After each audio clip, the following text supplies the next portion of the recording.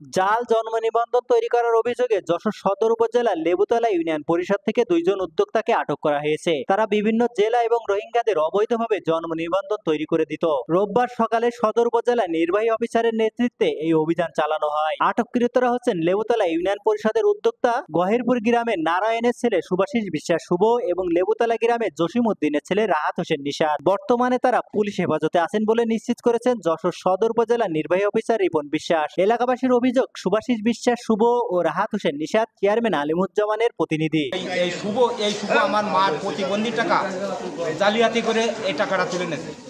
নেওয়ার পরে সেই টাকা ধরা খাওয়ার পরে ও মাইট খাওয়ার ভয়তে সেই টাকা আমার আবার 1000 টাকা মাত্র ব্যাগ দিয়েছে 600 টাকার মতো দিয়ে মাপটাপ চাই কলেজে আর দিয়ে মাপ করে। চেয়ারম্যানের নেতৃত্বে চলে, এরা কোনো সরকারি নিয়োগ না, এরা নিজেদের চেয়ারম্যানের পাওয়ারে এরা এখানেই থাকে। চেয়ারম্যান তো এখানেই থাকে না, ও আসে, চেয়ারম্যান আসে রাত 10টা 30টা পর্যন্ত এখানেই অফিস চালায়, সারাদিনের ভিতরে এখানে থাকে না। চেয়ারম্যান দীর্ঘদিন ইউনিয়ন পরিষদে না আসায় এই দুইজন ইউনিয়ন পরিষদ নিয়ন্ত্রণ করত।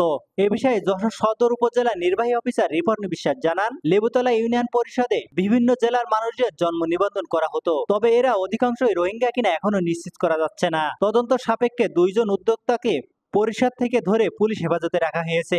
তাদের দুইজনের নামেও মামলা রুজু করা হয়েছে। দেখার পরে দেখলো যে ওখানে 150 উপরে সার্জিটা বলল 150 উপরে জন্ম নিবন্ধন গত রাত্রে হয়েছে, এর আগে না গত রাতে এগুলো হয়েছে। আসে এখানে স্থানীয় জনগণের মতামত নিয়েছে যে আসলে আমরা কিরা কীরকম কাজকর্মটা কিরা কীরকম।